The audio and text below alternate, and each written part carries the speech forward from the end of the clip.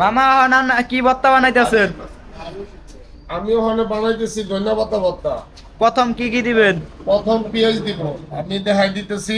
এই যে পেঁয়াজ, হ্যাঁ। ঠিক আছে। এরপরে লবণ দিব, এই যে লবণ দেখেন। হ্যাঁ। এটা ইচ্ছা করলে বাসায় বাসায় বানায় খাইতে পারবো কেন এটা। এরপরে দিতেছি মরিচ, হ্যাঁ। ঠিক আছে। ঠিক আছে। মরিচ, ঠিক আছে।